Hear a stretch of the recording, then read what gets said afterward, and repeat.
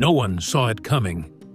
In a courtroom packed with press, royalty, and silent anticipation, King Charles III did what no monarch had ever done before. He broke. His voice trembled, his composure cracked, and his final words struck with the force of a lifetime of buried truths. The world watched as the crown became a man, confessing pain, regret, and decades of silence. And then, in the gallery, Queen Camilla, so often the picture of poise, was reduced to tears. This wasn't palace drama. This was history unfolding, raw and unfiltered, and it changed everything we thought we knew about the monarchy. Courtroom silence before the storm. It was a scene no one expected to witness in their lifetime. A reigning monarch stepping into a courtroom, not as a sovereign, but as a man burdened by truth. The doors opened slowly, and King Charles III walked in with the slow, deliberate steps of someone carrying far more than his age. The air grew thick, every breath was held, every camera lens zoomed in. He wasn't wearing a crown or robe, just a dark, tailored suit, but the gravity he carried made it feel like he was cloaked in centuries of royal history. The king, so often surrounded by ceremony, now stood completely alone under the cold glare of courtroom lights. His fingers clutched a stack of notes so tightly, they seemed to tremble beneath the weight of what he was about to say. Seasoned reporters whispered to each other, "He's shaking." This wasn't the confident ruler they'd seen before. This was a man on the edge. Behind the glass barrier, Queen Camilla sat upright, still, tense, eyes pinned to Charles. Her lips were tight. Her hands, clasped in her lap, gave away nothing, but her eyes shimmered. The judge looked over his spectacles, breaking the silence with one piercing line. "Your Majesty, do you swear to tell the truth, the whole truth, and nothing but the truth?" Charles paused, a long, suffocating pause, and then he spoke. "I do." In that moment, the courtroom ceased to be a legal arena. It transformed into a stage of royal reckoning. Cameras clicked softly. No one moved. This wasn't just about law. It was about legacy. For the first time in modern memory, a British monarch stood not behind palace gates, but before the court of public conscience. And the entire world was watching, triggering the confession. He adjusted the microphone with slight rattle, cleared his throat again. The papers in his hand fluttered slightly, a whisper of nerves. Then, King Charles looked up and began to speak, not like a king, but like a man finally unburdening his soul. "I'm not here to defend myself," he began, voice thick with emotion. "I'm here because silence is no longer something I can bear." Gasps rippled quietly through the room. Charles didn't jump into facts or timelines. He started with a memory of a quiet morning at Kensington Palace. Diana at the window, silent tears falling. He spoke of words left unsaid, embraces never given, and the brutal cost of duty over intimacy. He admitted he had buried his guilt, buried it deep beneath layers of royal protocol, media appearances, and diplomatic obligations. "I told myself I was serving the nation," he said. "But in truth, I was hiding from myself." His eyes scanned the room, landing momentarily on Camilla. She didn't look away. Then he said the line that sent a visible shockwave through the court. "Diana suffered, and I saw it, and I let it go on." It wasn't a legal confession, but it was something more powerful, a moral one. This wasn't strategy. It wasn't spin. It was a crack in the monarchy's famously polished armor. The atmosphere shifted. What began as a royal appearance quickly unraveled into something deeply human and devastatingly real. Recalling Diana's struggles, the king's voice turned softer, almost fragile, as he moved deeper into memory. There are things I remember now that I chose to forget, because remembering hurt too much. He described long silences at the dinner table, Diana's distant stares, her sudden departures from royal events. Behind the palace, smiles and charity handshakes. A storm was quietly brewing, and Charles now stood in that courtroom, ready to face it all. He reached into his folder and pulled out something that visibly stunned the room, a handwritten letter from Diana. The paper was delicate, yellowed with age, edges curled. He paused, stared at it for a moment, then read aloud, "I need someone to see me, not just the crown." The sentence hung in the air like a ghost. Charles didn't cry, but the emotion in his voice cracked with every word. He spoke of her anorexia, the sleepless nights, the cries behind closed doors. "She was fighting battles I never truly saw," he admitted. "I was too lost in the role of prince to be the husband she needed." The letter, he explained, was written during a period when Diana had begged for a family retreat, just the two of them and the boys. "I turned it down," he confessed, "because of a diplomatic event in Paris. I chose the event. I always chose the event." In that moment, the courtroom saw not a monarch, but a man wrestling with ghosts. And one ghost in particular had never really left him. He looked up again, his face no longer kingly, but heartbreakingly human. "She needed to be heard. I only heard the crown's expectations." And just like that, years of carefully curated royal silence began to unravel. A father's regret. Then Charles stopped reading. He folded the letter with slow, trembling hands and placed it back on the stand. His eyes closed for a second longer than a blink. He was gathering strength. When he spoke again, the words were like a punch to the chest. "I left her in pain. I regret every moment I wasn't there." His voice was firm, but each syllable carried years of weight. The courtroom stilled. No one whispered. No one scribbled notes. Everyone was locked in the moment. The judge shifted in his chair. Even the clerks paused mid-typing. There was something sacred about this level of vulnerability. From a man born into duty, here was a moment stripped of everything but truth. Charles explained how he tried to compensate, through charity work, through public appearances with the boys, but none of it filled the space he left empty in Diana's life. "I gave the world what I thought was strength," he said, "but behind palace doors, I offered her nothing." Camilla's reaction was immediate. Her lips trembled. Her eyes shimmered with unshed tears. She leaned forward slightly, her hands no longer still. The emotion she tried so hard to contain was beginning to overflow.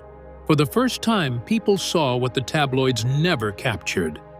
Two people trapped in a palace of past choices. And as Charles said those fateful words, it became clear. This wasn't just testimony. It was redemption. Queen Camilla's tears begin. Something changed in that room. You could feel it, a shift from observation to empathy. And it started with her. Queen Camilla, the woman often painted as composed and impenetrable, finally broke. Her head bowed slightly, her shoulders trembling just enough to betray what she tried to hide. One tear, then another. Her eyes were fixed on Charles, but they no longer held just worry. They carried grief, relief, and something deeper. Perhaps the pain of watching the man she loves tear himself open for the world to see. Her lip quivered. She reached for a tissue slowly, as if trying to delay the inevitable. Reporters near her whispered, "She's crying." Not dramatic sobs, not performative anguish, real, quiet tears, the kind that come from years of holding too much. Charles noticed her. Their eyes met for a fraction of a second, and in that glance, the room saw it all. Guilt, love, and a shared history too complicated for headlines. Court aides shifted uncomfortably. Royal courtiers exchanged looks. This wasn't the image they were prepared for. This wasn't rehearsed. It was raw. Camilla's presence, her pain, suddenly added another layer to the moment. She wasn't crying just for Diana. She was crying for Charles, for herself, for everything they've lived and everything they'll now carry publicly. Because in that courtroom, they weren't king and queen anymore. They were just two people finally facing the weight of what was never said. Explaining the silence. Suddenly, after the tears and heartbreak, a hush fell back over the courtroom. King Charles inhaled deeply, shoulders squared. Now, he was ready to explain why he'd remained silent for so long. "Protocol," he began, his voice steady but tender. "Public duty," he continued, then hesitated as though feeling each word's weight. "Fear of scandal." These three words resonated like an echo of palace corridors filled with whispers and caution. He spoke of the walls that centuries of tradition built around him, walls that had demanded stoicism, that had taught him early on to deflect and defer emotion. He admitted that part of him believed he knew better, that the monarchy must appear strong even at personal cost. "I wanted to protect her," he said, referring to Camilla. "Protect Diana. Protect this crown." But then he paused. His voice softened to almost a whisper. "Instead, my silence built walls between us." You could sense the collective intake of breath. He was not asking for pity. He was not seeking sympathy. He was owning his choice and its consequences. He described how the palace had disciplined him to suppress every tremor of emotion. Even genuine pain felt like weakness, an unacceptable breach in the uniform image of royalty. "We were trained to hold," he said, glancing briefly at the judge as though seeking permission to expose the cost. And that cost, he revealed, was far greater than protocol ever allowed anyone to admit. It cost connection. It cost understanding. It cost truth. By the time he finished, the courtroom had shifted again. The emotional tone had transformed into something deeper, a reckoning. "My silence backfired," he confessed. 3 words, but they carried years of untold stories. He closed his eyes for a moment, as though saying goodbye to the man he'd been. The man who thought silence equaled respect. Then he opened them with a glimmer of resolve. "This silence ends here." That declaration was more than words. It was the unsealing of a future, the legacy acknowledgement. And with that, the courtroom braced for what came next. Charles set his notes aside and spoke not as a defendant, but as a father, a husband, a king with a new purpose. "My life's calling," he said, voice thick with emotion, "has been to serve, not just through duty, but with honesty and vulnerability." He spoke of Diana's quiet wisdom. "Let my sons grow in a world where truth matters more than image." He admitted he'd taken those words to heart, and that their meaning had become painfully clear. It wasn't just a tribute, it was a charge. Charles talked about the monarchy's future, not as a relic, but as a living institution that must evolve. He spoke of trust, of empathy, of radical transparency, ideas once unimaginable within palace walls. "The crown isn't just a symbol of power," he said. "It's a promise to reflect reality, not hide it." His voice held a subtle tremor, not weakness, but sincerity. Camilla wept openly now, no longer concealing her tears. Her presence added weight to each of his lines. Together, they stood in a fragile union of accountability and hope. Charles pledged to honor Diana's legacy, not through monuments or charitable initiatives, but through true openness. He vowed that this court appearance would stand as a new cornerstone, a vow of what the monarchy could become. By the end, the air was charged. This wasn't a royal speech. It was a manifesto of change. Legal weight of a king's words. A hush returned when he stopped. The judge leaned forward, pencil in hand, reflecting on what had just transpired. Lawyers shifted in their seats. Everyone recognized the gravity. A confession from a monarch is rare, but from a king under oath? Almost unheard of. Legal analysts later noted that while the king hadn't admitted formal guilt, his words carried immense symbolic and moral weight. A monarch's confession can't be ignored. It charts a new standard of accountability. In the courtroom, the emotional honesty was undeniable, the kind that pierces beyond legal technicalities. It wasn't just about defense, it was about conscience. It was about setting a precedent for transparency, especially for an institution steeped in tradition. Constitutional scholars would later argue that this moment could reshape the monarchy's public role, from distant figurehead to emotionally accessible symbol. And the public? They watched history in real time. What began as royal protocol ended in moral reckoning.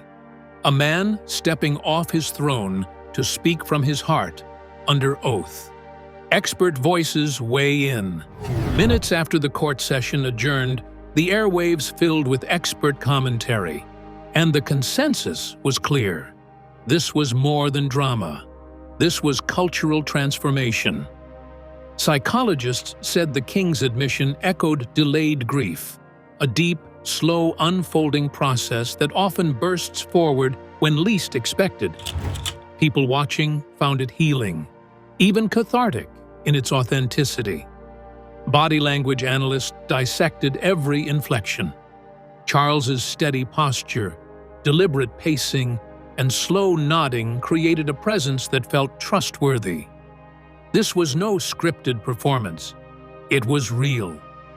PR consultants called it calculated vulnerability in the best sense, not spin, but a profile of empathy that won trust instead of commanding respect.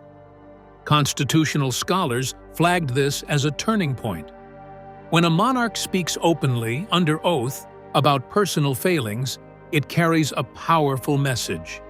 No one is above truth, not even a king. All this expert insight echoed across media platforms. It wasn't mere coverage. It was analysis driven by transformation. Courtroom tension eases into respect. When Charles finally closed his statement, the silence that followed was almost sacred. He lowered his notes slowly, placed them gently on the stand, and looked up, eyes glassy, voice gone.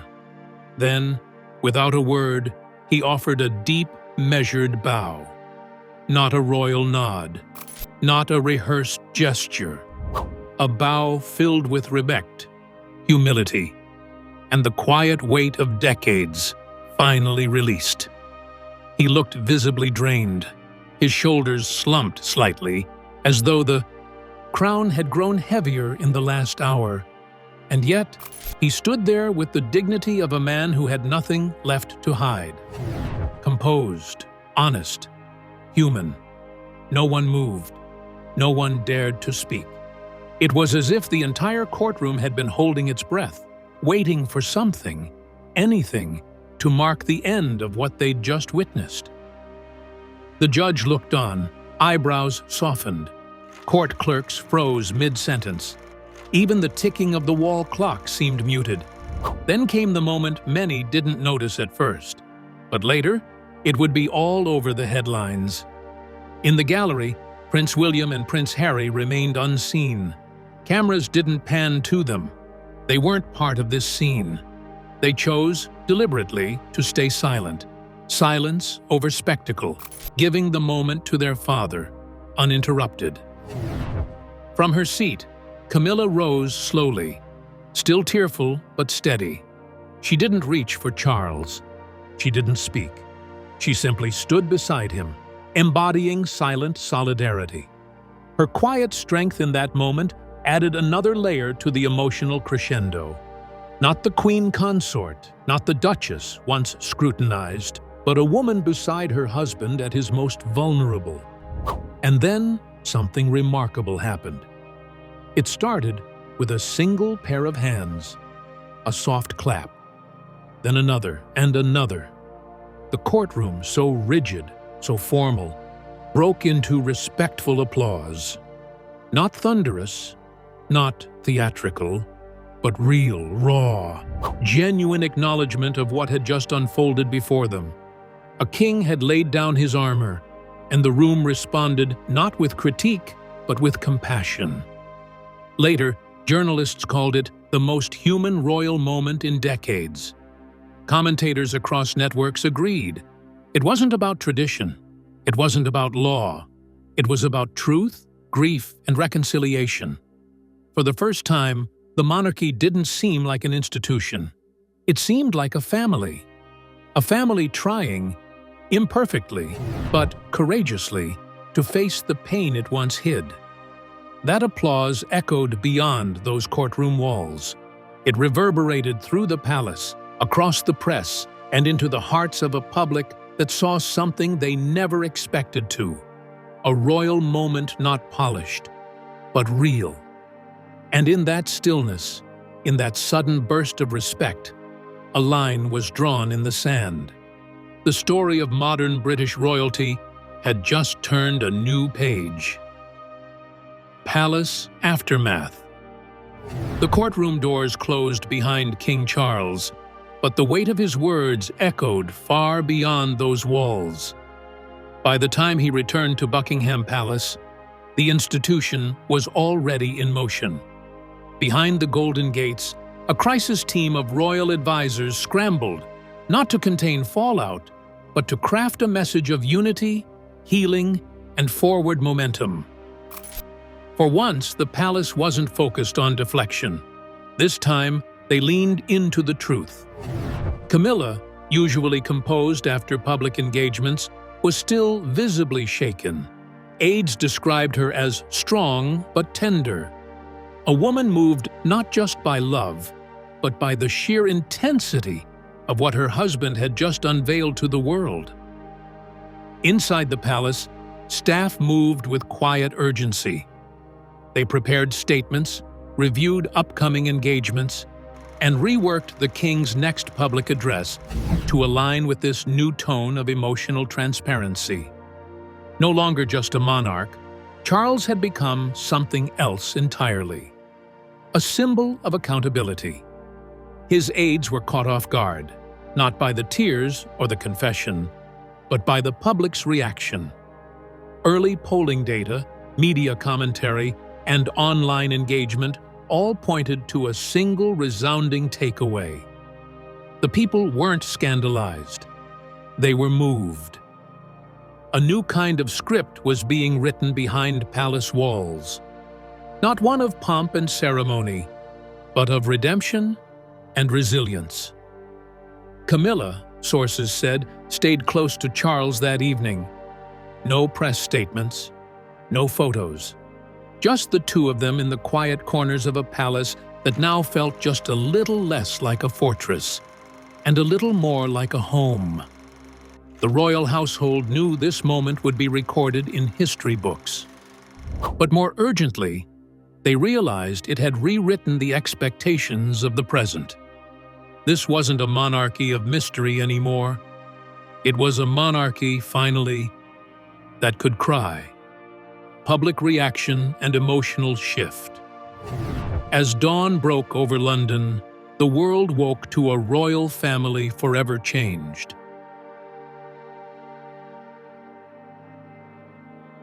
Charles speaks, and #Queen in tears exploded across social media platforms.